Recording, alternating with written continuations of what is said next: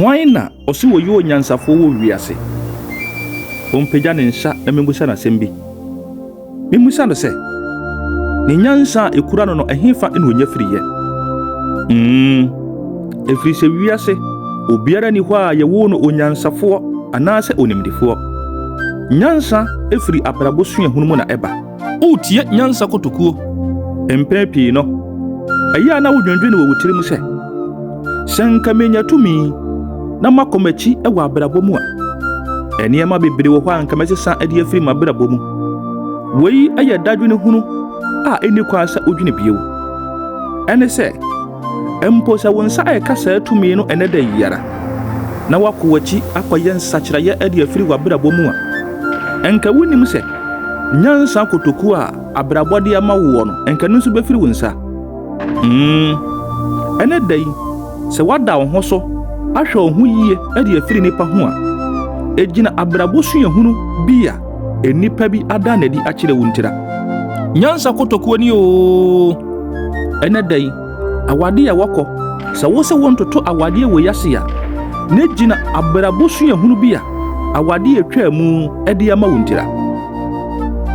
Adwuma a woyɛ wosi adwuma wo edie minnyae mmɔ abusuafoɔ so a ne gyina atete bi ɛne suahunu bi a abusua adwuma yɛ ɛde ama wo ntira. Wei nti mesense so bio sɛ ɛyɛ dadwene hunu a ɛni kwa sɛ wodwene bio. Kae ne hunu sɛ abrabɔ ɛyɛ okyerɛkyerɛni bi a odi kan de nsɔhwɛ brɛ yɛn ansa na wama yɛn mu asuadeɛ. You are listening to Sack of Wisdom. Sɛ ade akyi nei na ade bɛsan akyi bio no nsɔhwɛ no deɛ ɛbɛkɔ so aba. Wo deɛ ne sɛ wobɛsua mu nyansa kotokuo a nsɔhwɛ no ɛde ɛbrɛ wo no. Nyansa kotokuo ni o. Ɛnna egu mu abupan mmienu. Yɛwɔ ɛdabɔne ɛne yɛwɔ ɛdapa. Ɛdapa ɛde anigye ɛbrɛ wɔ dasani. Ɛdabɔne deɛ ɛde nyansa kotokuo a efiri abrabɔ suahunu mu ɛna ɛbrɛ yɛn.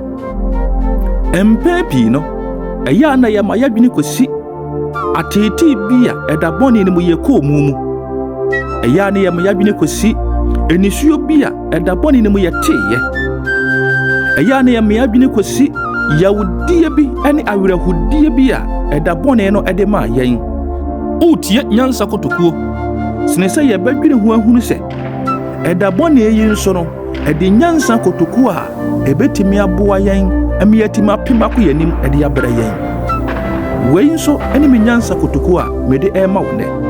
Sack of Wisdom nyansa kotokuo. Piao. Sack of Wisdom. Sack of Wisdom. Nyansa kotokuo. Nyansa kotokuo.